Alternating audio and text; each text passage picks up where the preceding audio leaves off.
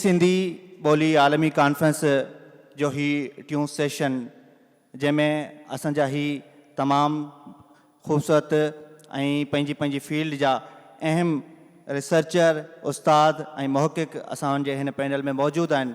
Conference में हिन वक़्तु सॾु ॾींदुसि मोहतरम डॉक्टर ज़फ़र मुहीद्दीन साहब खे, जिन जो उनवान आहे बेठकियत ख़िलाफ़ ललकार ऐं मक़ामियत खे शाइरी ज़रिए जटादार बनाइण में सूफ़ियनि जो किरदारु। अवां जूं भरपूर ताड़ियूं थी वञनि मोहतरम डॉक्टर ज़फ़र मुहीद्दीन साहब जे लाइ। Sufi tradition is an important part and part of cultural and intellectual history of the Indian subcontinent. And along with its spiritual dimension, Sufism has significantly influenced the region's socio-cultural fabric, including its languages, custom, and artistic expressions. One of the most profound contribution of the Sufis lies in their role in the evolution and preservation of the region's indigenous languages. If we look in a historical context where Persian dominated as the language of the elite, Sufi poets deliberately adopted local languages as a vehicle to communicate with the native population and articulated Sufi thought and cultural values using idiom and imagery drawn from everyday life. Though through it, they enriched the local language and contributed in their preservation. The present paper examines how Sufi poets in colonial Punjab employed folk poetry as a form of linguistic and cultural resistance against British colonial policies that sought to marginalize indigenous languages and folk culture. Sufi poetry preserved the vernacular languages of colonial Punjab and nurtured indigenous identity. While this study is focused on colonial Punjab, similar contribution can be found across other linguistic traditions and areas in colonial India. As far as colonial policies are concerned, Dr. Sajid Khan and other distinguished scholars have discussed this, and especially that we know that after British annexation of Punjab in 1849, they brought with a systematic privileging of English and in a lesser extent Urdu, and they marginalized indigenous languages through educational reform, administrative restructuring, and linguistic policies. These reforms were part of broader colonial strategy to control knowledge production and establish cultural supremacy along with political hegemony. Dr. Tariq Rahman and Dr. Farina Mir both have worked a lot on this topic. The Farina Mir book, The Social Space of Language Vernacular Culture in British Colonial Punjab, she argues that Punjabi was viewed as unfit for intellectual and literary expression by the Britisher, and it was considered as an obstacle to modernity. However, against this backdrop of institutional suppression, Sufi poetry emerged as a powerful cultural instrument that sustained the linguistic tradition and folk culture. The Sufi poets of colonial Punjab, particularly Khaja Ghulam Farid, Mian Muhammad Bakhsh, and Pir Mere Ali Shah, emerged as key cultural figures whose folk poetry inspired the common man. These Sufi poets employed several vernacular genres like Qissa, Kafi, Doha, which were grounded in everyday imagery. The Sufi poets of colonial Punjab inherited rich tradition established by Sufis of medieval Punjab. आप सब जानते हैं कि बाबा Farid is considered the first poet of Punjabi language, a 13th century Chishti Sufi. और फिर Shah Hussain, a 16th century Sufi, उन्होंने जो genre of काफ़ी है उसको मुतारिफ़ कराया. और फिर इसी तरह शाह हुसैन के बाद सुल्तान बाऊ हैं जिन्होंने भी लोकल इडियम यूज़ किए. 17th century कादरी सूफ़ी, फिर 18th century में बाबा बुल्ले शाह कादरी सूफ़ी. तो इस रिच ट्रेडिशन को इनहेरिट किया ख्वाजा ग़ुलाम फ़रीद ने, मियाँ मोहम्मद बख्श ने एंड पीर मेहर अली शाह ने. ख्वाजा ग़ुलाम Farid, a 19th century Chishti Sufi of Kot Mithan, is one of the major Sufi poets of colonial Punjab. Despite being well versed in Persian and Arabic, he wrote in Saraiki, drawing upon the folk qissa of Sassi and Punnu. Khaja Ghulam Farid conveyed metaphysical insight through natural imagery of Saraiki language. उन्होंने रोही और local साइल को जो है उसको admire किया है. या रोही यार मिलावड़िए शाल हरदम रावे सावड़िए वन पीसू लसड़ी गावड़ी है गिन अपने सोने साईं किनो. So that was the praise of the Rohi.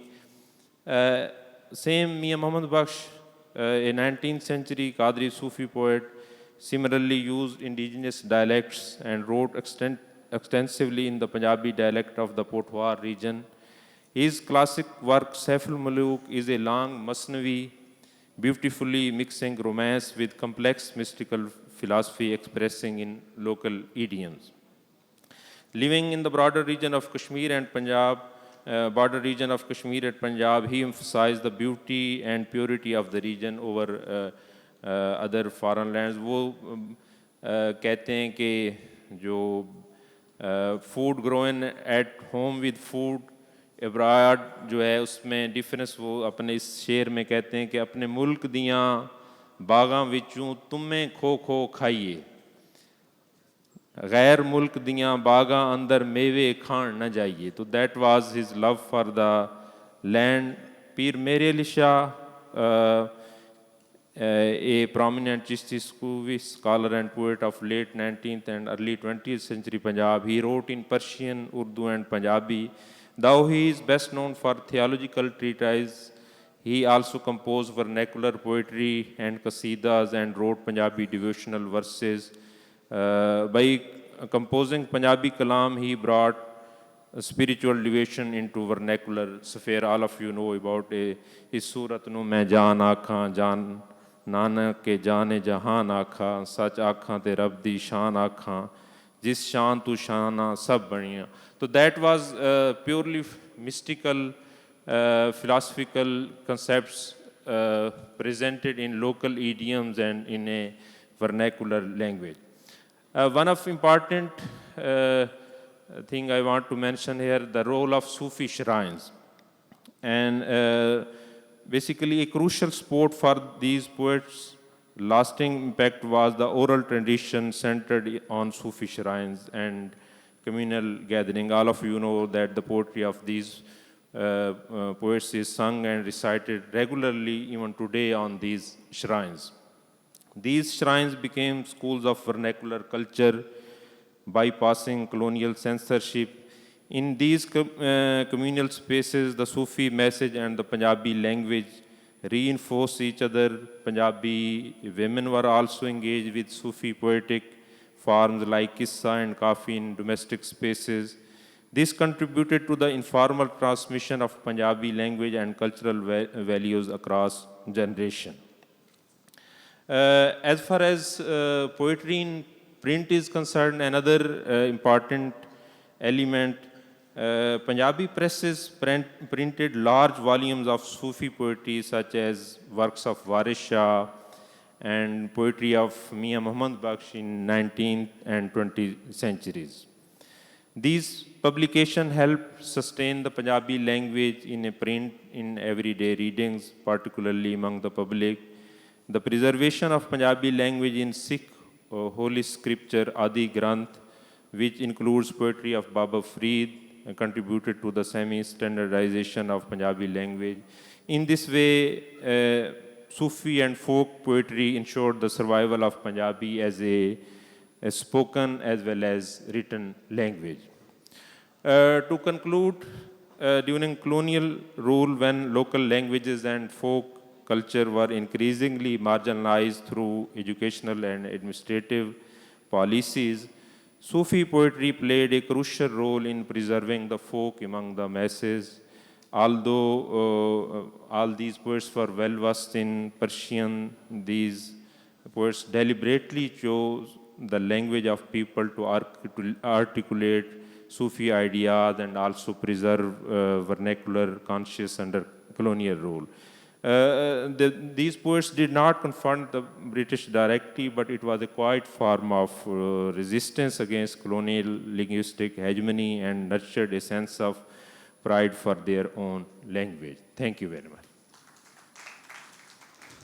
भरपूर ताड़ियूं थी वञनि डॉक्टर ज़फ़र मुहिद्दीन जंहिं पंहिंजो मक़ालो अवां जे अॻियां पेश कयो जंहिंमें पंजाबी सूफ़ियानी शाइरी मियां मोहम्मद बख़्श वारिस शाह बुल्ले शाह जी शाइरी में जेको सूफ़ियाणो ऐं मज़ाहमत वारो रंग आहे उन जे हवाले सां हाणे असांजो नेक्स्ट स्कॉलर आहे मोहम्मद नासिर खेनि गुज़ारिश कंदुसि संदन टॉपिक आहे ॾखण एशिया में जबरी पोहरे बाबति मज़ाहमती अदब शाइरी ऐं मज़लूम पोरियत. I have collected that literature in Punjab and compiled it and doing my PhD dissertation on it. So I'm going to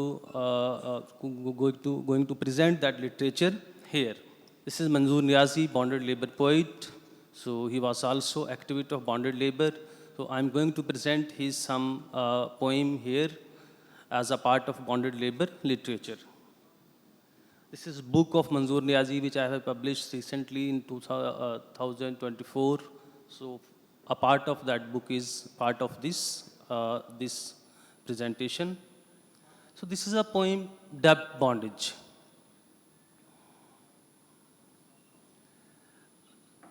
Debt bondage means amount that a laborer takes from owner, from some bricklane owner or some land owner, and for that he works as a slave throughout his life.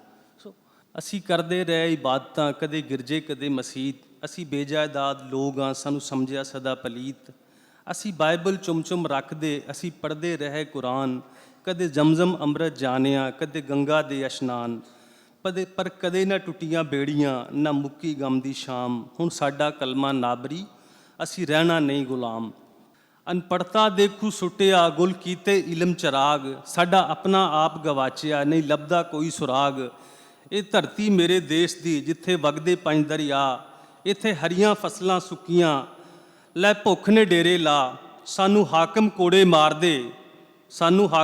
ਮਾਰਦੇ America ਦੇ ਜਮਾਦਾਰ ਸਾਥੋਂ ਜਬਰੀ ਲੈਣ ਮੁਸ਼ੱਕਤਾਂ ਲੁੱਟ ਲੈਂਦੇ ਪੈਦਾਵਾਰ ਅਸੀਂ ਪਾਣੀ ਲਾਲਾ ਹੰਭ ਗਏ ਅਤੇ ਢੋਟੋ ਥੱਕੇ ਖਾਦ ਉਹ ਮਨਮਰਜ਼ੀ ਤੇ ਰੇਟ ਤੇ ਲੈ ਜਾਂਦਾ ਚੁੱਕ ਕਮਾਦ ਅਸੀਂ ਭੱਠੇ ਦੇ ਮਜ਼ਦੂਰ ਹਾਂ ਅਮਰੀਕਾ ਠੇਕੇਦਾਰ ਸਾਨੂੰ ਸੰਗਲ ਪਾ ਕੇ ਰੱਖਿਆ ਇਸ 7 ਸਮੁੰਦਰੋਂ ਪਾਰ ਉਹਦੀ ਤੋਪਾਂ ਦੀ ਗੜਗੱਜ ਨੇ ਸਾਡੇ ਹੌਸਲੇ ਦਿੱਤੇ ਢਾਹ ਉਹਦੇ ਬੇੜੇ ਫਿਰਨ ਸਮੁੰਦਰੀ ਅਸੀਂ ਉੱਚੀ ਨਾ ਲੈਂਦੇ ਸਾਹ ਉਹ ਥਾਂ ਅਸਲਾ ਵੇਚਦਾ ਤੇ ਅਮਨ ਦਾ ਪਾਇਆ ਕਾਲ ਵਿੱਚ ਤੀਜੀ ਦੁਨੀਆ ਫੈਲਿਆ ਇੱਥੇ ਸੌਣ ਨੇ ਉਨਾ ਹੀ ਵਸਣਾ ਜਿੰਨਾ ਤਪਣਾ ਜੇਠ ਹੁਣ ਜਾਗ ਪਏ ਉਹ ਸੂਰਮੇ ਜਿੰਨਾ ਉਤਲੀ ਲਿਆਣੀ ਹੇਠ ਅਮਰੀਕਾ ਠੇਕੇਦਾਰ ਦੀ ਨਹੀਂ ਕਰਨੀ ਅਸਾਂ ਪਥੇਰ ਹੁਣ ਸੂਰਜ ਨਵਾਂ ਉਸਾਰਨਾ ਤੇ ਲਿਆਣੀ ਨਵੀਂ ਸਵੇਰ ਸੋ during this poem poet seems to show a discontent for the religion in the beginning when he says that despite of worship despite of in different religions we are oppressed we are exploited from all the honors from all the religions but this discontent disappears when a poet hopes for a new bible so new bible is his hope in religion that religion from below can be hopeful can be redemptive for a bonded laborer or for the marginalized in Pakistan so exploitation of bonded labor due to debt bondage but then the imagination of poet it flies from a brick lane from the power dynamics from the economic system of a brick lane he moves to at international level how imperialism is doing with the third world countries how global north is exploiting the global south through the trap of debt bondage through the trap of IMF World Bank how these institutions are working and then if these institutions fail then the military industrial complexes of USA NATO and its Western allies, they comes to assault they comes to invade a third world nation. So in the last, there is a hope. The poet which gives through this poem that hope is from the struggle of the masses. People's struggle is a guarantee for the hope and for the well-being of the masses in third world countries and in the country like of Pakistan. And the struggle of marginalized bricklayer laborers shows are given freedom, freedom to them through their struggle. So in the last, I am going to give a little analysis between a resistance literature of some progressive writers or middle class and resistance literature of marginalized like bonded labor. Like because the resistance literature of Pakistan is mainly seen through the lens or eyes of Progressive Writers Association.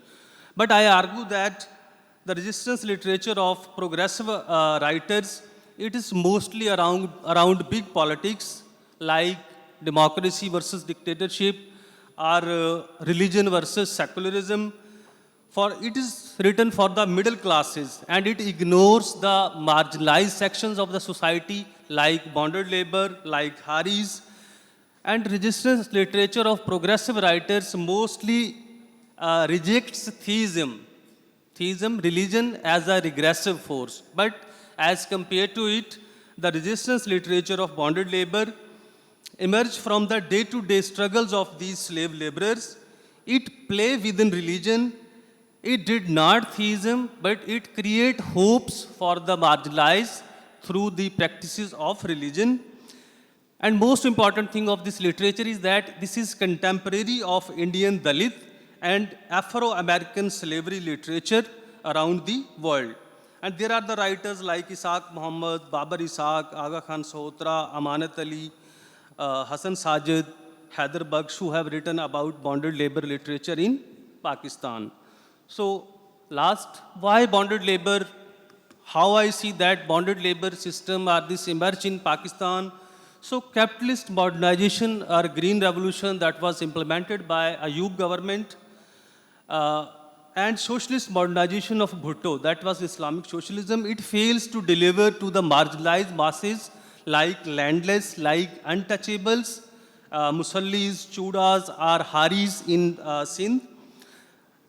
Progressive and evolutionary concept of history failed because in a semi-feudal and semi-colonial societies like Pakistan, the peasants and rural laborers turned into bonded labor are sub-proletariat than a free proletariat, because in capitalism or in socialism, a laborer is free to do his labor. But when a laborer is under bonded labor, he is not free to do according to his freedom, according to his will. So thank you so much. Thank you so much for listening me and patience you have presented for me.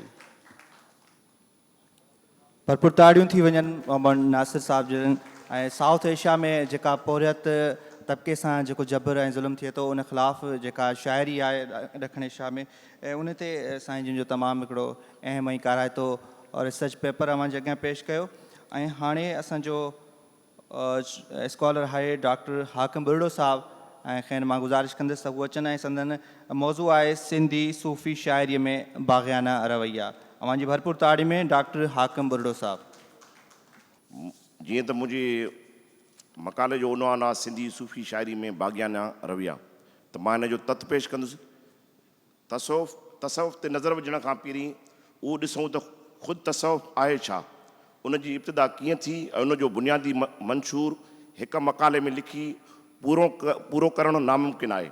हीअ आलमी सतह जो मौज़ू आहे। तसवुफ़ बाबति मुख़्तलिफ़ नज़रिया आहिनि। शेखुल इस्लाम ज़करिया अंसारी जो कौल आहे त तसवुफ़ उहो इल्मु आहे जंहिंसां इंसान जो नफ़्स पाक ऐं इख़लाक़ बहितर थींदो आहे। ऐं उमर बिन ओस्मान उल मकी जो कौल आहे त सूफ़ी वक़्त जी क़ीमत ॼाणे थो ऐं हर वक़्तु जंहिंजो हूंदो आहे उनजो ई थी सघे थो। शेखुल अबुल हसन जो चवणु आहे त तसवुफ़ उहो आहे जेको दिलि जी सफ़ाईअ सां गॾु सूफ़ जो लिबास पाए नफ़्सानी ख़्वाहिश ते क़ाबू पाए थो। साईं जेम्स सद जो चवणु आहे त तसवुफ़ मुहबत इख़लाक़ ते घणो ज़ोर ॾिए थो, छाकाणि त इंसानी ज़िंदगी जा मुख्य मक़सद इतिहाद इंसानी, अमुन आलम ऐं माण्हुनि जी रूहानी जिस्मानी तरक़ी आहे, जंहिं करे तसव्वुफ़ हर चङी शइ खे हथु करे थो ऐं बुराई खां पासो करे थो। साईं जेम्स जी नज़र में सूफ़िन मज़हब जो बुनियादु इश्क खे करार ॾेई नफ़रत खां दूरि कयो आहे। सूफ़िन पंहिंजूं ज़िंदगियूं ख़ल्क़ जी ख़िदमत लाइ वक़्फ़ कयूं हुयूं। सूफ़िन अदम तशदुद ऐं कंहिं ज़ुल्म जिबर जे बग़ैर इंसानी ॿधी ऐं एके जो पैगाम ॾिनो आहे। सूफ़िन ज़ालिम हुक्मराननि ख़िलाफ़ु न रुगो बिगावत जो झंडो बुलंद कयो, पर अमली जिदोजहद बि कई। सूफ़िन कंहिंखे बि काफ़िर करार नाहे ॾिनो। सूफ़ी मज़हब खे सियासत खां धार करण जो हामी आहे। सूफ़ी जी ज़िंदगी जी इंतिहा ऐं इब्तिदा मुहबत आहे। हिन जी नज़र में इश्क इबादत आहे। सिंधी सूफ़ी शाइरी पंहिंजे दौर जे इल्मी ऐं मज़हबी हालतुनि खां घणो मुतासिर नज़र अचे थी। हिक पासे सिंध में मुख़्तलिफ़ सूफ़ियाणी तहरीकुनि जो वारिद थियणु ऐं ॿिए पासे ज़बान जो ग़लबो उन दौर जी समाज ते मजमूई तौरु घणो असरु विधो। सिंध जे शाइरनि बि उन मौज़ू खे पंहिंजी शाइरी में मरकज़ी हैसियत ॾिनी। 14वीं सदी खां पोइ सिंधी शाइरी में सूफ़ी फ़िक्र दाख़िल थियो, जंहिंजी शुरूआति काज़ी कादन सां थिए थी। काज़ी कादन पंहिंजे दौर ऐं समाज जे ज़हनी लाड़नि तोड़े मुरवज मौज़ूअनि सां गॾु सिंधी शाइरी में नवां लाड़ा बि मुतारिफ़ कराया। पहिरियों शाइर हो जंहिंजी शाइरी में समाज जे अहम किरदारनि जोगी, सन्यासिन ऐं खावड़नि जो ज़िक्र मिले थो। जोगी जाॻायो सुतो हुयुसि निंड में, तंहिं पोइ थियोसि पिरियां संदे पेचरे। काज़ी कादन जी शाइरी जो बुनियादी मौज़ू तसव्वुफ़ ऐं वहदानियत जे रमज़ुनि खे सम्झाइणु आहे।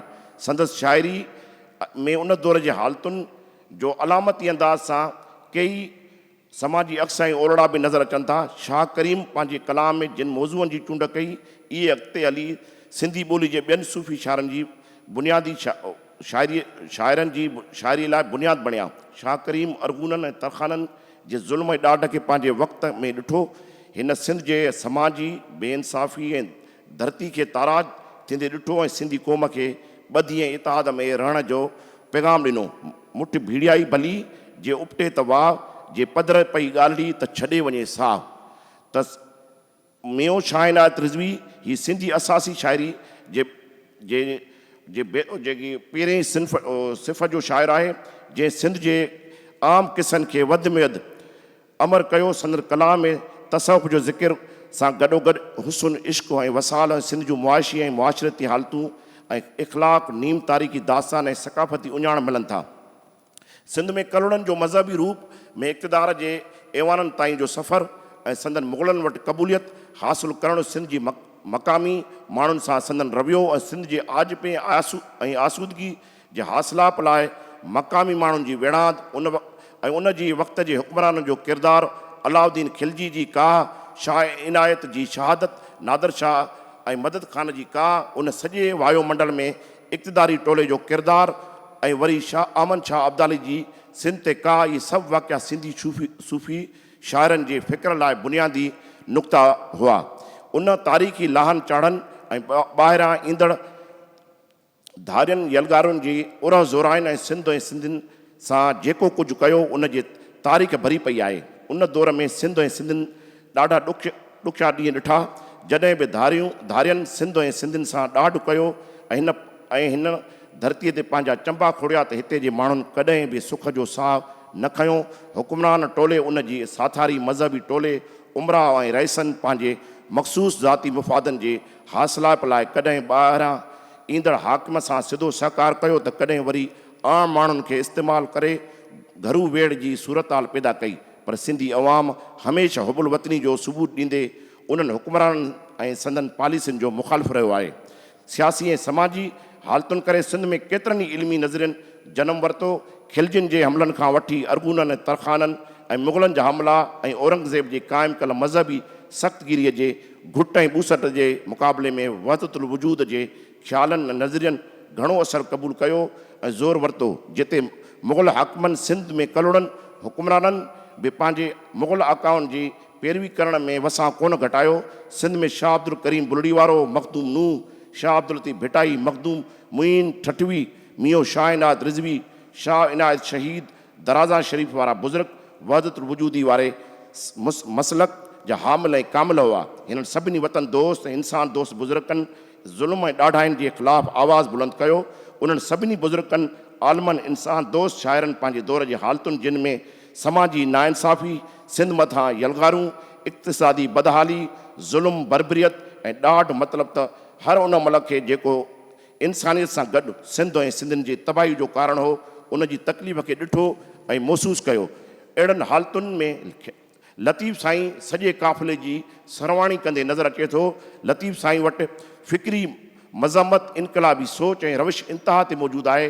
शाह साईं वटि खुलियल नमूने वारी रोशन ख़्याली आहे ऐं हिन पंहिंजे कलाम जे फ़िक्री बिगावत नज़र अचे थी। हिन जे कलाम में सिंध में मुरवज धारी सरकारी ॿोली फ़ारसी ख़िलाफ़ु मज़मत शुरू कई। हिन सिंधी क़ौम खे उहो वाज़िह करे ॿुधायो त असां ते हरू भरू नाजाइज़ तौरु फ़ारसी मड़ी वई आहे। असांजी क़ौमी ॿोली त सिंधी आहे। फ़ारसीअ खे क़बूलु करणु मतिलबु ग़ुलामी खे क़बूलु करणु आहे। जे फ़ारसी सिखियो ॻोल्हो तूं ग़ुलाम, जे ॿधो ॿिनि ॻाल्हिए सो कीन ॼाणे ॼाम, उञो तां आब घुरे बुखियो तां ताम, ए आमन संदो आम ख़ासनि मजा न थिए। फ़ारसी खे मुफ़ाद परस्त टोले रोज़ीअ जो ज़रियो बणाए छॾियो हुयो। रुजत परस्त धुरियूं सरकार जी झोलीअ में वेठल हुयूं। मज़हबी वेकाऊ फतवा बाज़ सूफ़िन ते ताज़ीरूं हणण में रुधल हुआ। लतीफ़ जो नियापो उहो हो त भली फ़ारसी जे करे को सरकारी रुतबो मिली बि वञे, पर उन सां माण्हू आम मां ख़ासि थी नथो सघे। जेकॾहिं पंहिंजी का ख़ासि सुञाणप आहे त उहा पंहिंजी ॿोली ऐं क़ौम जी ॿोली आहे, जंहिंजे ज़रिए इंसान पंहिंजी ख़ासि सुञाणप बरक़रार रखी सघे थो। शाह साईं जे उन फ़िक्री बिगावत खे तारीख़ी मज़मत चई सघिजे थो। लतीफ़ जी उन फ़िक्री बिगावत खे हिकु आला तहरीक चइजे त बहितरु थींदो। लतीफ़ जी ॿी फ़िक्री बिगावत औरत जे रुतबे खे मथे खणी उनखे आम बणाइणु आहे। लतीफ़ साईं औरत जे हवाले सां ग़लति रवायतुनि खे रद्द कयो आहे। औरत खे इंसानी रुतबे सां यादि कयो आहे। सुहिणी लतीफ़ जी फ़िक्री बिगावत जो सबूत आहे। अहिड़ो ई रवियो मूमल लाइ बि शाह साईं अख़्तियार कयो आहे। परणियल औरत हुअण बावजूदि सुहिणी मयार सां इश्क करे थी।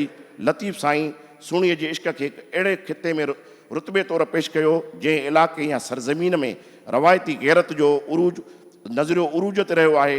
जंहिं खिते में क़बीलनि जूं सख़्तु रवायतूं हुजनि, गैरत जे नाले में औरतुनि खे बेदर्दी सां क़तलु कयो वञे, माण्हू सीनो ताणे अहिड़े कदे कम खे जाइज़ सम्झनि, उते शाह साईं औरत सुहिणीअ खे इश्क जो इमाम पेश कयो आहे।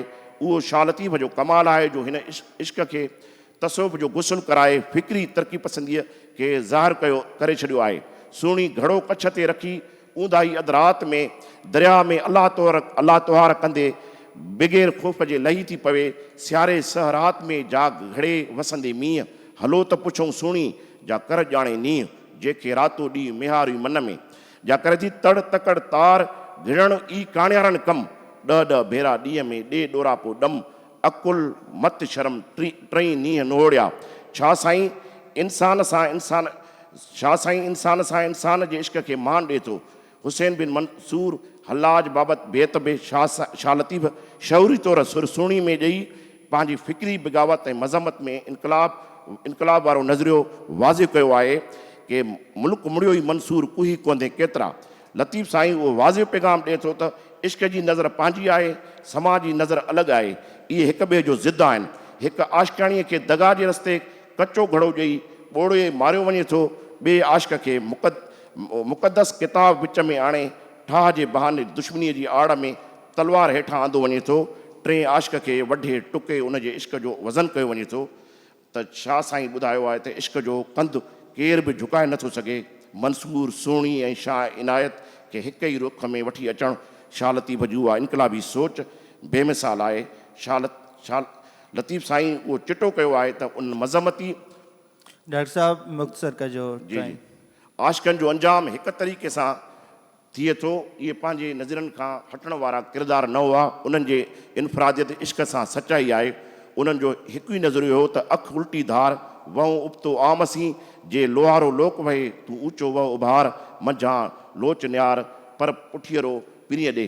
शाह साईं मुस्लमाननि लाइ पहिरीं शर्त दिलि जो साफ़ हुअणु ॿुधायो आहे। कूड़ो तूं कुफरसी काफ़र मां कोठाए, हिंदू हॾ न आई जणियो तो न जुगाए, तिलक तनी खे लाए सचा जे शिरकसी, तरक़ी पसंद फ़िक्र जी उहा हीअ इंतिहा आहे। आहे त लतीफ़ साईं जी नज़र में शिरक बि दिलि जी सफ़ाई सां करणु घुरिजे। शाह लतीफ़ शिरक खां बि सचो रहण लाइ उहो नुक़्तो ॿुधाए थो त पंहिंजे नज़रिए ते रहो, न त शिरक न कर। जेको बि नज़रियो रखो था उन सां सचाई ॾेखारियो। कुफर ऐं शिरक हिकु सोच आहे, उन करे ई उहा ईअं ई कोन उभरी आहे। उन पुठियां बि के ख़ासि सबब हुजनि था। माण्हू पंहिंजे मज़हबी नज़रियनि खे दुरुस्त ऐं ॿियनि जी अक़ीदनि खे ग़लति सम्झनि था। लतीफ़ साईं पंहिंजे दौर जे सभिनी हालतुनि जिन में समाजी नाइंसाफ़ी, इक़्तिसादी बदहाली, ज़ुल्म, बर्बरियत ऐं ॾाढ मतिलबु त हर मल खे जेको इंसानियत सां गॾु सिंध ऐं सिंधियुनि जी तबाही जो कारण हो, उन जी तकलीफ़ खे ॾिठो ऐं महसूसु कयो। डॉक्टर साहब तव्हांजो टाइम जी बसि हिकु मिंट था। घोड़नि ऐं घोटनि जीअण थोरा ॾींहड़ा, कॾहिं मंझि कोटनि कॾहिं राही रण जा। बहादुर गॾिया बहादुरे, खड़ग खिलवल कनि, विझनि धड़ धड़नि ते हाकारी हणनि, किरन कंध नचनि, ऋण गजो राड़ो थियो।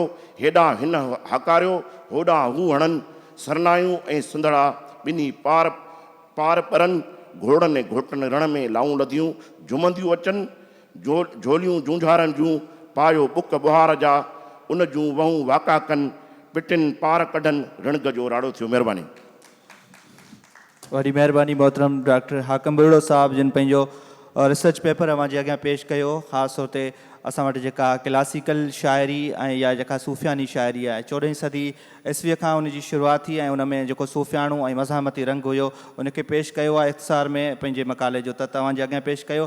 ऐं हाणे असांजो स्कॉलर आहे मोहतरम डॉक्टर नवाब काका साहब। कंहिं गुज़ारिश कंदे संदन मौज़ू आहे सिंधी कहाणीअ में पेश कयल सिंधी ॿोलीअ। मुंहिंजो मौज़ू सिंधी कहाणी में पेश कयल सिंधी ॿोलीअ जे बचा ऐं बका जो केस हिकु तहक़ीक़ी अभ्यास आहे। जेकॾहिं ॾिठो वञे कहाणी, सिंधी कहाणी जेका शुरूआति थी आहे 1915 खां, उनजी तबज़ात जेका मौज़ूआती हवाले सां या फ़िक्री पस मंज़र जेकॾहिं उनजो मुख़्तलिफ़ दौरनि में विराइजे त केतिरा ई जेको जुदा जुदा मौज़ू आहिनि जिन में विराए सघिजे थो। ऐं इन हवाले सां जेका मुंहिंजो मौज़ू आहे ऐं उन मुतालिक़ जेका असां ॻाल्हि ॿोल कंदुसि। कंहिं ॿोलीअ जे वाधवीज ऐं तरक़ीअ में उन ॿोलीअ जे तख़लीक़ी अदब जो अहम किरदारु हूंदो आहे। मयारी ऐं बामक़सद तख़लीक़ूं, समाजी सुजागी, शऊर, पंहिंजे हक़नि जी हिफ़ाज़त, देश ऐं धरतीअ सां मुहबत ऐं ॿियनि अहम मौज़ूअनि खे पेश कनि थियूं।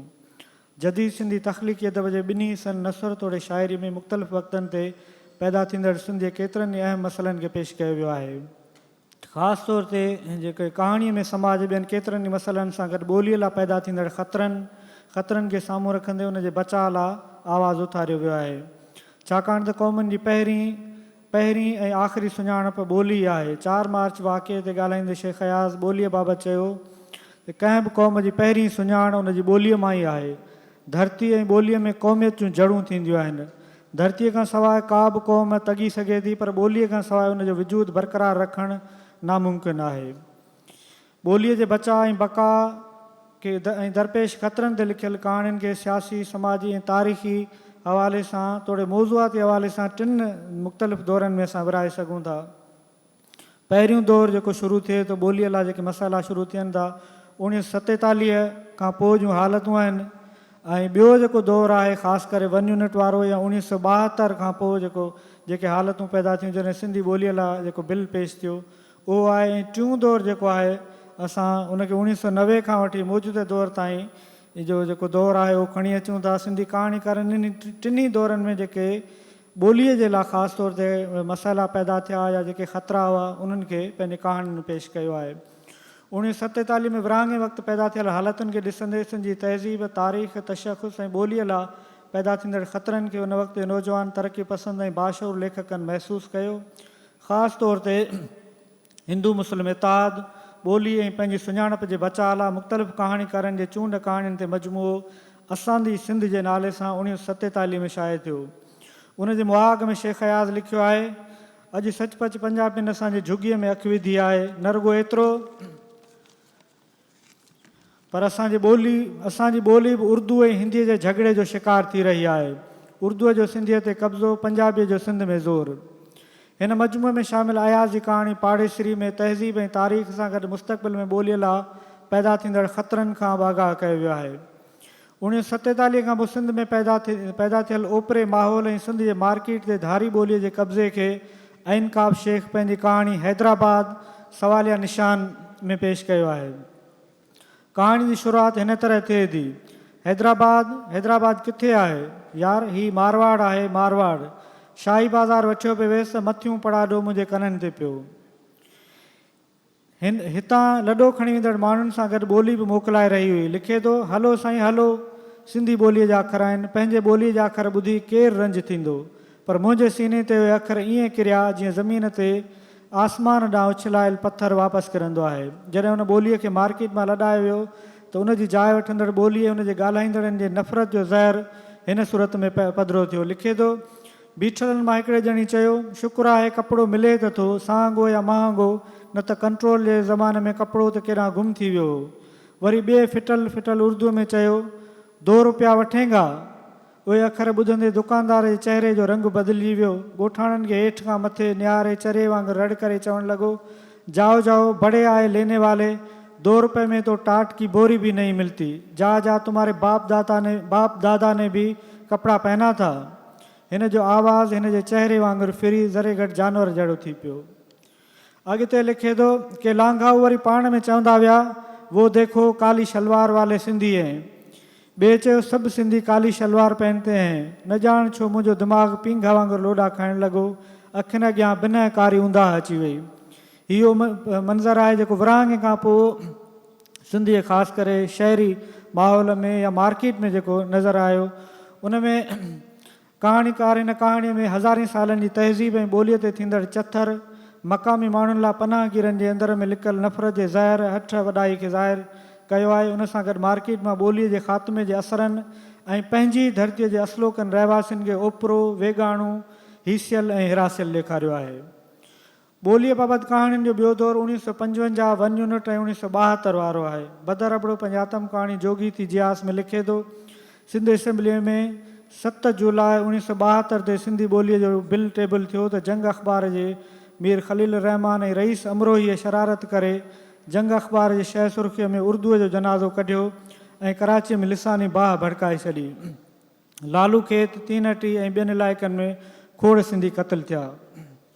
नफ़रत जे हिन भड़कायल बाहि में केतिरनि ई मासूम ऐं बेगुनाह माण्हुनि खे साड़ियो वियो। हिन मौज़ूअ ते अयाज़ कादरी जी कहाणी कलाचे जो कुन नाले सां लिखी आहे, जंहिंमें हिन कराचीअ में रोज़गार सांगे तरसियल नौजवान जी ॻोठ लाइ सिक, पोइ ते आस में वेठल ख़ानदान, जॾहिं हू उहा सिक सीने में सांडे सोराब ॻोठ बस जे अॾे ते गाॾी जे इंतज़ार में अची बीही अख़बार वठी पढ़णु शुरू करे थो त हीउ मंज़रु ॾिसण लाइ मिलियो। हिन अख़बार वारे खां अख़बार वरिती ऐं तकिड़ो दहशतगर्दीअ जी ख़बर पढ़णु लॻो। हिकु कारे रंग जी कार बस स्टॉप खां थोरो पर भरो बीठी। कार में कुझु नौजवान वेठा हुआ। हिननि मोरे खे मथे खां पेरनि ताईं ॾिठो। हिन जे मथे ते सिंधी टोपी ॾिसी पाण में कुझु भुणकिया ऐं पोइ मोरे जे हथनि में अख़बार ॾांहुं इशारो कयऊं। कार में वेठल नौजवाननि मां हिकु कार जो दर खोलियो ऐं मोरे ॾांहुं क्लाशनकोफ सिधी कई। बस्ट जो आवाज़ु आयो। हिकु गोली मोरे जे छातीअ में लॻी। मोरे रड़ कई अमा ऐं हेठि धरतीअ ते मुंहुं भर वञी किरियो। अहिड़िन ई हालत में अली बाबा जी कहाणी धरतीअ धिकाणा में धरतीअ तां ज़बरदस्ती धिकारियल किरदारु वॾी मुश्किल सां कुझु लम्हनि लाइ जॾहिं एयरपोर्ट ते अचे थो त उते हू सिंधी किताबनि जी तलाश करे थो, पर खेसि अहिड़ो कुझु बि नज़र नथो अचे जंहिंमां ख़बर पए त हीअ सिंध आहे। ॿोलीअ लाइ करायल फ़सादनि ते मुनीर अहमद माणिक जी कहाणी उत्साह जो मौत बि हिकु अहम कहाणी आहे। 1 यूनिट ऐं ॿोलीअ तां करायल फ़सादनि में बेगुनाह नौजवाननि जे मौत जे मंज़र खे हिन तरह पेश करे थो। ओचितो सिंधी का क़ौम न आहे, पाकिस्तान में हिकु ई क़ौम रहे थी, पाकिस्तानी। उत्साह मरोटियल, हथ में कलम, हथु हिकु हंधि बीठल, ज़हन ख़ाली, राति जो हिकु अछो कागर, हथ में कलम, लिखण लाइ भरपूर उत्साह। हीउ उन माउ जे लाल जो ज़िक्र आहे जेको ॿोलीअ वारनि करायल फ़सादनि में गोलीअ जो शिकार थियो। गभरू जवान, हाठी भरियल, मुंहं ते हल्की मुछनि जी रीह। अहिड़े उन दौर जे हिन मौज़ूअ ते सिंध जे केतिरनि ई सीनियर कहाणीकारनि कहाणियूं लिखियूं। उन्हनि में डॉक्टर नजम अब्बासी जी कहाणी पड़ाडा, रसूल बख्श पलीजे जी कहाणी नज़रिया इस्लामिस्तान, नूरुल हुदा शाह जी कहाणी मंज़र जंहिंजो को अंत कोन्हे, अमर जलील जी कहाणी हमूद रहमान रिपोर्ट जो गुम थियल बाब ऐं ॿियूं कहाणियूं शामिल आहिनि, जिन मां के कहाणियूं मुकमल तौर ते ॿोलीअ जे मसइले ते ऐं किन में जुज़वी तौर ते ॿोलीअ बाबति लिखियो वियो आहे। टियों यानी मौजूदा दौरु जंहिंखे असां 1990 खां वठी मौजूदु दौर ताईं जेको शुमारु करे सघूं था। ऐं उन दौर में जंहिंमें नई नस्ल वटि ॿोलीअ जी अहमियत, बिगाड़, इदारनि जो ॿोलीअ ॾांहुं रवैयो मौज़ू शामिल आहिनि। उन हवाले सां पीर उबैद राशिदी जी फ्लैश कहाणी मज़ार हिकु अहम कहाणी आहे, जंहिंमें नऊं नस्ल धारी ॿोलीअ जे असरु सबबि पंहिंजे ॿोलीअ जो कहिड़ो असरु करे रहियो आहे उनखे पेश कयो वियो आहे। लिखे थो, पंहिंजे ई कुड़म क़बीले जो जानी जिगर कराची जो झाग शहरी माहौल में निपियल पलियल अबाणी ॿोली ॻाल्हाए त अंदरि लूण परूण थी वञे। मुज़कर खे मुअनिस, मुअनिस खे मुज़कर करे ॻाल्हाए। ॻोठां कराची अचां त पुछे, भाईजान सिंध जो मौसम गरम हूंदो? आऊं सड़ां खामा ऐं वराणिया, सिंध जी मौसम त अज़ल खां गरम आहे, पर मारू अकेलड़ा सिंधी ज़बान सदी अधु खां चिचिरियल, पर सिंधन ज़बान खां विरहाङे एतिरी न चिचिरी हूंदी जेतिरी पंहिंजनि जी पतंगबाज़ीअ जे शौक़ जे तेज़ मांझे। ॿोलीअ सां मुहबत, उनजे हक़नि जे बचाव ऐं बका लाइ ऐं ॿियनि अहिड़नि लाॻापियल मौज़ुअनि ते केतिरनि ई कहाणीकारनि ऐं ॿियनि कहाणीकारनि पुण कलम खयो आहे। उन्हनि मां प्राइवेट स्कूलनि में सिंधी ॿोली न पढ़ाईंदड़नि ख़िलाफ़ु इज्तिमाही शऊर खे बेदार कंदड़ कहाणी लाज़मी सिंधी कीअं पढ़ाइजे नाले सां मोहम्मद अली पठान लिखी आहे। हुकूमती धुर जे वज़ीर ऐं कारे अंग्रेज़ खां क़ौमी ॿोलीअ जो मुतालबो, सिंधी ॿोली क़ौमी ॿोली जे नाले सां कहाणीअ में कहाणी अब्बास सारंग लिखी आहे। पंहिंजी बनी नाले सां लिखियल ज़ेब सिंधी जी फ्लैश कहाणी में पंहिंजे ॿोलीअ में लिखण खे पंहिंजे बनीअ खे पाणी ॾेई आबाद रखण वारो सघारो तसवुरु पेश कयो वियो आहे। मरहूम फीथो मियाँ गुल मोहम्मद कलोड़ी जी कहाणी में ॿोलीअ जे दुरुस्त आवाज़नि ऐं तलफ़ुज़ जे दुरुस्त अदायगीअ लाइ आवाज़ु उथारियो वियो आहे। ॿोलीअ सां लाॻापियल मौज़ूअ ते संदसि ॿी कहाणी रगुन मंझि रोग नाले सां पिणु लिखियलु आहे, जंहिंमें नई नस्ल खे शाइरनि ऐं अदीबनि खां परे रहण जी हिदायत कंदड़ ज़हनियत खे ज़ाहिर कयो वियो आहे। अहिड़ी सोच रखंदड़नि मुताबिक़ लेखकनि जी सोहबत ऐं सोच दग खां हटाईंदड़ ऐं मथो रोलींदड़ आहे। नई नस्ल खे पंहिंजे ॿोलीअ जे वेझो आणण लाइ लेखक पंहिंजो भरपूर मौक़ुफ़ कहाणीअ में इन तरह पेश कयो आहे। पुट, असुल में क़ौमुनि खे जेके शयूं हिक ॿिए खां मुनफ़रिद ऐं ख़ासि मक़ाम बख़्शीनि थियूं, उन में ॿोली सभिनी खां अहम आहे। यानी ॿोलीअ खां सवाइ क़ौम जो तसवुरु ई कोन्हे। ऐं उहा ॿोली जेकॾहिं सिंधीअ जहिड़ी हुजे, जंहिंजो महंदार भिटाई हुजे, जंहिंजी जवानी शेख अयाज़ जी शाइरी हुजे, जंहिंमें नसीम खरल ऐं जमाल बड़े जहिड़ा कहाणीकार हुजनि, उहो सभु कुझु उन अज़ीम ॿोलीअ जे करे ई त आहे। उनखां अलावा मिठड़ी ॿोली नाले सां अब्दुल सलाम थईम जी कहाणी, क़ौम, ॿोली ऐं वतन यारमन चांडे जी कहाणी ऐं ॿियनि लेखकनि जूं कहाणियूं पिणु ॿोलीअ जे मसइले, ॿोलीअ जे बचाव ऐं बका जे लाइ सिंधीअ में लिखियूं वयूं आहिनि। कुझु चंद पॉइंटूं जेके नतीजनि जे सूरत में ॿोलीअ बाबति लिखियल कहाणियूं हिकु तारीख़ी दस्तावेज़ आहिनि। ॿोलीअ जी अहमियत ऐं समाज ते उन जे असरनि खे हिननि कहाणियुनि जे ज़रिए सां पेश कयो वियो आहे। इंतिहाई ॾुखियुनि हालतुनि, सियासी घुट ॿूसट वारे माहौल में बि कहाणीकारनि ॿोलीअ जो केस विढ़ियो। ख़ानगी तइलीमी इदारनि में ॿोलीअ जी मालिकी करण जे लाइ आवाज़ु उथारियो वियो आहे। कहाणीकारनि कहाणियुनि में सिंधी ॿोलीअ खे दरपेश ख़तरनि खां आगाह करे ॿोलीअ जे बचाव ऐं बका लाइ आवाज़ु उथारियो वियो आहे। ऐं तजवीज़ आख़िर में हिकिड़ी आहे त ॿोलीअ बाबति लिखियल समूरियुनि कहाणियुनि खे गॾु करे हिकिड़े जुल्द में शाया कयो वञे। तव्हां सभिनी महिरबानी। भरपूर ताड़ियूं थी वञनि। मोहतरम डॉक्टर नवाब काका जंहिं पंहिंजो रिसर्च पेपर पेश कयो ऐं जदीद सिंधी कहाणी में जेके ॿोली खे ख़तरा आहिनि, उन ॿोली में जेको उन कहाणी पंहिंजो मज़ामती रंग ॾेखारियो आहे। वन यूनिट जी ॻाल्हि थी, वन यूनिट जे दौर में अयाज़ कादरी जी कलाची जो कुन समेत मुख़्तलिफ़ कहाणियूं हुयूं, जिन में सिंधी ॿोली जो केस भरपूर नमूने सां विढ़ियो वियो।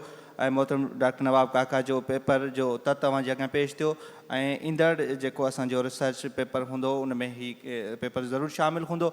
उनखां पोइ असांजो हाणे आख़िरी जेको हिन पैनल जो मुक़ररु ऐं असांजो स्कॉलर डॉक्टर महर ख़ादिम साहिब खे जिन आउं गुज़ारिश कंदुसि त उहो अचनि। संदन मौज़ू आहे जदीद सिंधी शाइरीअ में ॿोलीअ सां मुहबत ऐं अक़ीदत जो इज़हार। डॉक्टर महर ख़ादिम साहिबु। ॿोली समाज ऐं क़ौम जी तश्कील में अहम किरदारु अदा कंदी आहे। हर फ़र्द खे कुदरत पारां पंहिंजी माउ जी ॿोली अता कयल आहे। माउ जेका ॿोली ॻाल्हाइणु सेखारे थी, उहा ई फ़र्द जी मादरी ॿोली सॾिजे थी। इंसानु ॼमण खां ई पंहिंजी माउ ॿोलीअ सां मुहबत करे थो, बिल्कुलु ईअं ई जीअं जनमु ॾींदड़ माउ सां मुहबत कंदो आहे, छो त खेसि ॿोली बि उन माउ खां अता कयल आहे। जंहिं खेसि ॼणे ई ॾींहुं ॾेखारियो आहे या ॾेह ॾेखारियो आहे। इंसानु पंहिंजी माउ ते कखु बि न सहंदो आहे। बिल्कुलु ईअं ई मादिरी ॿोलीअ जी मुहबत खे सीने में सांडे रखंदो आहे। दुनिया में लाहा चाड़ा ईंदा रहंदा आहिनि, ॾुखिया ॾींहं ॿोलियुनि ते बि ईंदा आहिनि। कब्ज़ागीर क़ौमूं ॿियनि ते हमलावर थींदियूं आहिनि, जेके कब्ज़नि खां पोइ पहिरियों वार मक़ामी ॿोलियुनि ऐं सकाफ़त ते कंदियूं आहिनि। अहिड़े माहौल में मक़ामी ॿोलियुनि जे बचाव लाइ के फ़र्द, आलिम, मुफ़किर फ़िक्रमंद थींदा आहिनि। हमेशह क़दीम शाहूकार ॿोलियुनि जी अहमियत घटाइण ऐं धक रसाइण लाइ के ॿोलियूं अॻियां आणे उन्हनि जी पुठ भराई कई वेंदी आहे। अहिड़ी का बि क़ौम न आहे जंहिं मक़ामी ॿोलीअ खे नुक़सानु न ॾिनो हुजे। अहिड़े माहौल में ॿोलियुनि जो इस्तेसाल बि कंदियूं आहिनि। क़दीम ऐं शाहूकार ॿोलियूं पंहिंजे वजूद में सवें हज़ारे सालनि जी क़दीम ऐं जदीद लफ़्ज़नि खे संभालींदे अॻिते वधंदियूं आहिनि। शाहूकार ॿोलियूं ॿियनि ॿोलियुनि जे केतिरनि लफ़्ज़नि खे पंहिंजो वेस ढकाए पंहिंजी ॿोलीअ जे विरसे में शामिलु करे छॾींदियूं आहिनि। जदीद सिंधी शाइरी, जंहिंजो बुनियादु किशन चंद बेवस, हैदर बख्श जतोई, शेख अयाज़, तनवीर अब्बासी, इमदाद हुसैनी, शमशीरुल हैदरी, उनखां पोइ अयाज़ गुल, अदल सुमरू, डॉक्टर इसाक़ समेत ॿिया केतिरा ई जदीद शाइर शामिल आहिनि। इन जदीद शाइरनि जी शाइरीअ में सिंधी ॿोलीअ सां मुहबत ऐं अक़ीदत जो इज़हार अॼु ताईं थींदो पियो अचे। सिंधी ॿोली केतिरनि ई अंदरूनी ऐं ॿाहिरियनि ख़तरनि खे मुंहुं ॾींदे पंहिंजो वजूद बरक़रार रखियूं पई अचे। अहिड़नि ख़तरनि ऐं ख़दशनि जो पड़ाॾो जदीद सिंधी शाइरीअ में मौजूदु आहे। जदीद सिंधी शाइर ॿोलीअ खे माउ जो दर्जो ॾींदा आहिनि ऐं माउ जी मुहबत ऐं अक़ीदत कहिड़ियुनि बि हालतुनि में घटि न थींदी आहे। इंसान जूं टे माउरूं आहिनि। हक़ीक़ी माउ, जंहिंखे अंग्रेज़ी में मदर चयो वेंदो आहे, जेका फ़र्द खे जनमु ॾिए थी, हीउ ॾेखारे थी।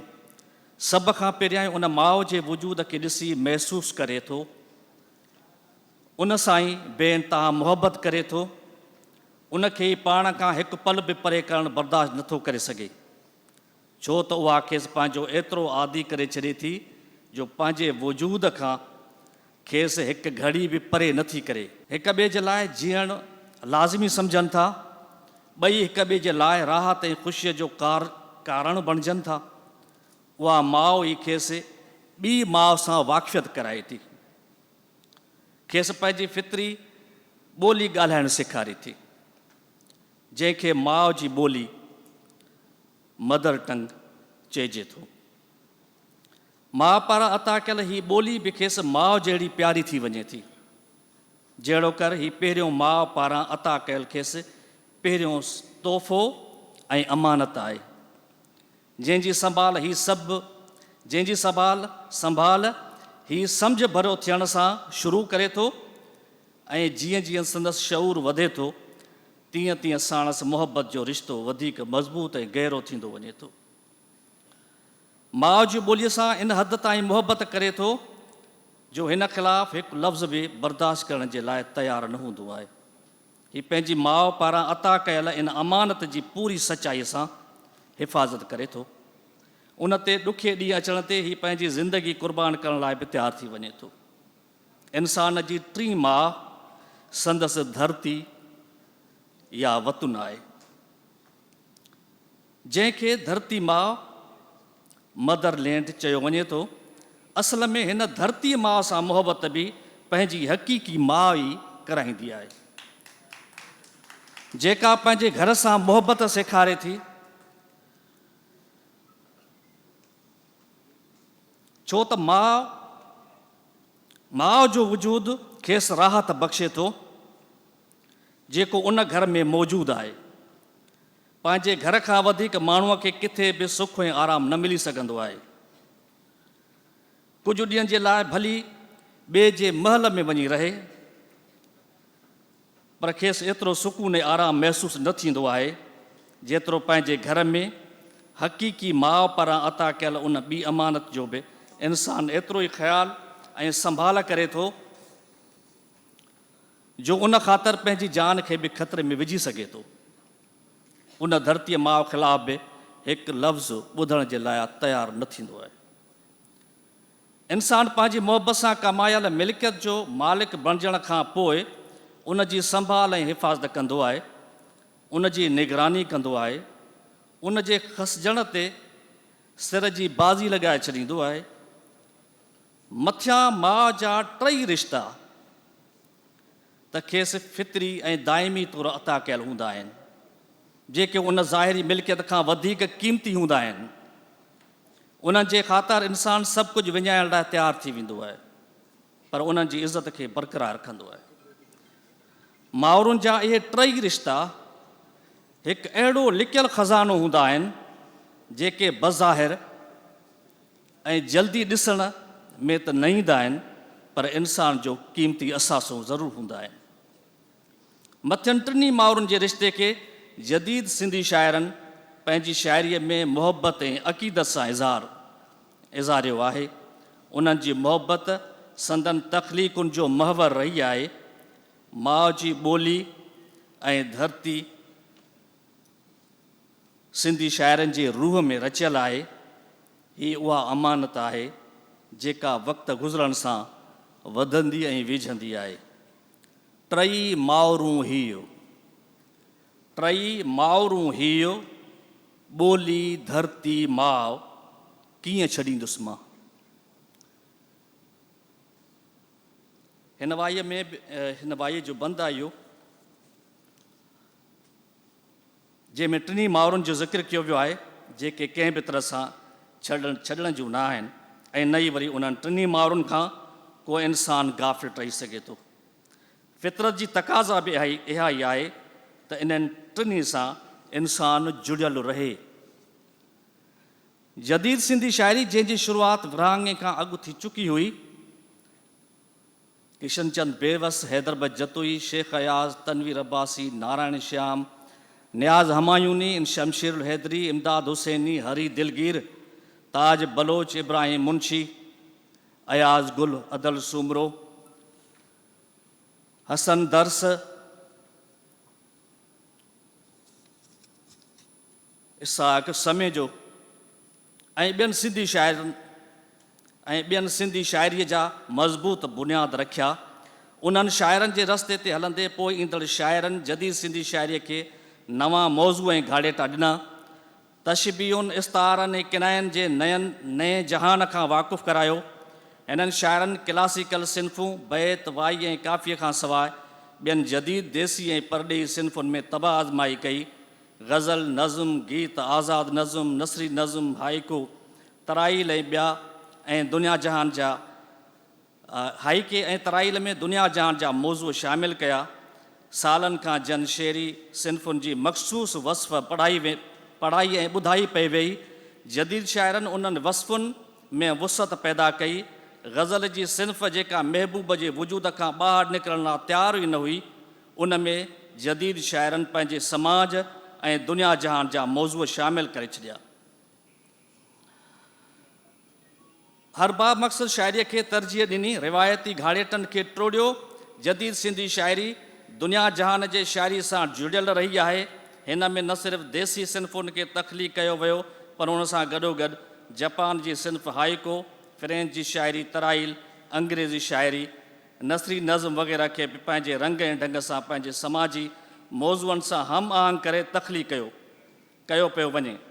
जदीद सिंधी शाइरी में पंहिंजी निज सिन्फ़ुनि खां सवाइ परॾेही सिन्फ़ूं न सिर्फ़ु लिखियूं पियूं वञनि, पर पढ़ियूं बि पियूं वञनि। पंहिंजे मुल्क जे पंजाबी शाइरीअ जी सिन्फ़ माहिया, पश्तो शाइरी जी सिन्फ़ टपो ऐं हिंदी शाइरीअ जे दोहे खे शौक़ सां ॿुधो ऐं पढ़ियो पियो वञे।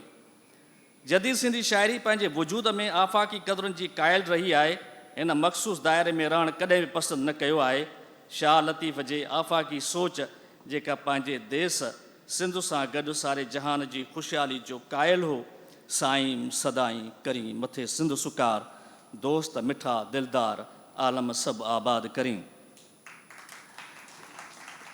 उन ई सोच जी पोइलगी कंदे जदीद सिंधी शाइर बि पंहिंजे धरतीअ सां गॾु पूरे दुनिया जे ख़ुशहालीअ अमुन जा अमीन रहिया आहिनि। सचल साईं त ईअं बि चयो, न मां हाकिम न मां ज़ालिम, न मां हाकिम न मां ज़ालिम, आहियां अमुन जो अमीर। जदीद सिंधी शाइर पंहिंजी ॿोलीअ सां बेहद मुहबत कंदा रहिया आहिनि। हीअ ॿोलीअ जी अहमियत खां वाक़ुफ़ु रहिया आहिनि। सिंधी ॿोली हज़ारे सालनि जी तारीख़ रखे थी, जंहिंजूं शायदियूं मुअनि जे दड़े, काहूअ जे दड़े, लाखियुनि जे दड़े, ॾिजीअ जे दड़े ऐं ॿियनि माॻनि तां मिलियल मुहरुनि ऐं ॿियनि शयुनि ते उकिरियल अखरनि मां मिलनि थियूं। बेशक उन वक़्त जी रस्मुल ख़त जुदा थी सघे थी, पर सिंधू तहज़ीब में ॿोलीअ जी लिखत मौजूदु हुई। उन वक़्त जा माण्हू बि पंहिंजी ॿोलीअ सां बेइंतहा मुहबत कंदा हुआ, तॾहिं त उन्हनि इस्तेमाल जे शयुनि ते बि उन वक़्त जी ॿोली उकिरी लिखी पंहिंजी ॿोलीअ सां मुहबत जो सबूत ॾिनो आहे। उन मुहबत जो तसलसुल अॼु जे जदीद सिंधी शाइरीअ ताईं मौजूदु आहे। तारीख़ में खुतो पियो आहे, तारीख़ में खुतो पियो आहे झंडो पंहिंजी ॿोलीअ जो। जदीद सिंधी शाइरीअ जे मुनफ़रिद नाले ऐं सिंधी ग़ज़ल खे नवनि अहसासनि सां तख़लीक़ कंदड़ शाइर अयाज़ गुल जो मथियों शेर सिंधी ॿोली जी तारीख़ी हैसियत खे ज़ाहिर कंदड़ आहे। डॉक्टर साहब इख़्तिसार पेश कजो। साईं मां बिल्कुलु हाणे वेझो पहुतो आहियां ऐं हिन मकाले खे मां टिनि हिसनि में जेका आहे उहो विरायो, जंहिंमें सिंधी ॿोलीअ सां मुहबत, जंहिंमें मां हाणे सिर्फ़ु ॿ टे शेर पढ़ी करे पंहिंजी जाइ थो वठां। पंहिंजी ॿोलीअ में मियां जॾहिं चवंदे माउ, तोखे अहिड़ो साव ॾींदी ॿी ॿोली किथे। शेख अयाज़, मूं खोंबा पहिराया ॿ गुण ॿोलीअ खे, ईअं ॿियो केरु चवे ॾोहीड़ा हिन ॾेह जा। या जेका आहे उस्ताद बुखारीअ चयो, मूंखे रुॻो हर वक़्तु पई कर हीअ दुआ, मूंखे रुॻो हर वक़्तु पई कर हीअ दुआ, सिंधी लिखां सिंधी पढ़ां सिंधी रहां, मुंहिंजी अमा तुंहिंजी ज़ुबान क़ौमी ज़ुबान। या न्याज़ हमायूनीअ जेका चयो त तुंहिंजी ॿोली ॼण त ऊंधाईअ में टांडाणा अला, तुंहिंजी ॿोली ॼण त ऊंधाईअ में टांडाणा अला, तुंहिंजा गुफ़्ता ॼण त चांड्राण में मांड्राणा अला। या जेका इब्राहिम मुंशी, कोट किरन कैदी छुटन जले मुंहिंजो जीअ, साड़ी ने सावण ॾींहड़ा ॿिया सियारे सीअ, ॿोली मूंखे ॿी अदियूं मूर न आवड़ी।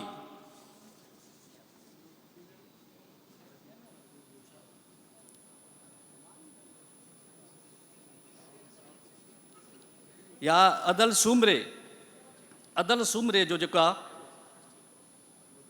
पंहिंजो हिकु शेर त जहिड़ी जीजल सिंधुड़ी तहिड़ी आ ॿोली, जहिड़ी जीजल सिंधुड़ी तहिड़ी आ ॿोली, लतीफ़ जी झोली ख़ाली थींदी की न की। उन खां पोइ ॿियो मुंहिंजो मौज़ू हुयो, हिन जो जेका सब टॉपिक आहे मुंहिंजे मकाले जो, उहो आहे ॿोलीअ बाबति ख़दशा। मां उन खे स्क्रिप्ट खे छॾियां थो, सिर्फ़ु ॿ शेर जेका पढ़ां थो पियो, जेके ॿ शेर ऐं हिकिड़ो उस्ताद पंहिंजो इमदाद हुसैनी साहिब जो। त साईं अदल सूमरे जो जेको आहे उहो आहे ॿोलीअ जो जेका आलिमी ॾींहं जे पस मंज़र में। डॉक्टर साहब टाइम बिल्कुलु हाणे साईं ॿिनि शेरनि में का देरि न थींदी, थोरो सब्र कयो। हाणे सिंधी ॿोलीअ बाबति सेमिनार जी सदारत कंदड़ नज़्म आहे हुनजो, सिंधी ॿोलीअ बाबति सेमिनार जी सदारत कंदड़ वज़ीर जा ॿार बीकन स्कूल में पढ़नि था, जिते सिंधी ॿोलीअ खे दाख़िल थियण जी इजाज़त नाहे। बीकन स्कूल स्कूल में पढ़नि था जिते सिंधी ॿोलीअ खे दाख़िल थियण जी इजाज़त न आहे, कामोरनि, प्रोफेसरनि ऐं दानश्वरनि खे सिंधी किताबनि खां एलर्जी थी वई आहे। सिंधीअ में उॾोईअ जा ठठ आहिनि। सिंधी दानश्वर खां संदसि पुटु पुछे थो, who is Shah Latif dead? अदल सुमरो साहब जो हिकिड़ो नंढड़ो नस्री नज़्म आहे। ताज जोयो साहब जॾहिं जेका आहे सिंधी लैंग्वेज अथॉरिटीअ में सेक्रेटरी हो, तॾहिं हुन हिकिड़ो सिंधीअ में सिंधी ॿोली अख़्तियारी जो कमु ई इहो आहे त जेका बि लिख पढ़ कनि उहा सिंधीअ में कंदा आहिनि। ऐं उन रिवायत खे हुन बि जेका रखियो। ताज जोए साहब जे हवाले सां हिकिड़ो नसरी नज़्म आहे अदल साहब जो। ताज जोए तालीम वारे वज़ीर खे सिंधीअ में लिखियल दरख़्वास्त ॾिनी आहे, पर वज़ीर खे सिंधी पढ़णु नथी अचे। हिन नज़्मनि में तारीख़ी ऐं अॼोके माहौल जी अक्कासी थियल आहे। सरकार सां गॾु ग़ैर ज़िम्मेवारी ऐं लापरवाहीअ वारो रवैयो पढ़ियल लिखियल ऐं बाशऊर माण्हुनि जो बि आहे। ज़िम्मेवारीअ जो अहसासु असां सभिनी लाइ ज़रूरी आहे, तॾहिं ई ॿोली वधंदी ऐं वीझंदी ऐं तरक़ी कंदी। सिंधी ॿोलीअ जे हवाले सां ख़दशा ज़रूरु आहिनि, पर मायूसीअ जी का बि ॻाल्हि न आहे। जदीद सिंधी शाइर सिंधी ॿोलीअ सां मजमूई तौर ते मुहबत कनि था। हू हिक ॿिए जे अहिड़े अमल खे साराहिनि था जीअं इमदाद हुसैनीअ जे हिन शेर में उत्साह जो अहसासु आहे। कुझु न हुजे सिंधी ॿोलीअ में, अयाज़ श्याम आहे ई आहे। असांजा इदारा सिंधी ॿोलीअ जो बाअख्तियार इदारो ऐं माजिद भुरगड़ी इंस्टीट्यूट सां गॾोगॾु सॉफ्टवेयर इंजीनियर ऐं माहिर ॾींहं राति ॿोलीअ जे तरक़ीअ में रुधल आहिनि। हिननि सिंधी ॿोलीअ खे इंटरनेट, गूगल ऐं रोबोटिक सिस्टम में आणे छॾियो आहे, पर पाण खे बि सिंधी ॿोलीअ सां मुहबत वारे अहसास सां जुड़ियल रहणो आहे। तव्हां सभिनी जी वॾी महिरबानी डॉक्टर मेहर ख़ादिम साहब जंहिं पंहिंजो मक़ालो पेश कयो जदीद सिंधी शाइरीअ में मुहबत ऐं अक़ीदत जो इज़हार। ऐं यकीनन मुहबत ऐं अक़ीदत सिंधी शाइरी में त आई आहे, पर उन सां गॾोगॾु नारायण श्याम जेको इम्कानी ख़तरनि जी ॻाल्हि बि कई ताला ईअं मथे जो किताबनि में पढ़िजे त हुई सिंध ऐं सिंध वारनि जी ॿोली। अॼोको हीउ असांजे इन आख़िरी ॾींहं जो ट्यून सेशन ॿोली ऐं अदबी मज़ामत पंहिंजी पुॼाणी ते पए थो।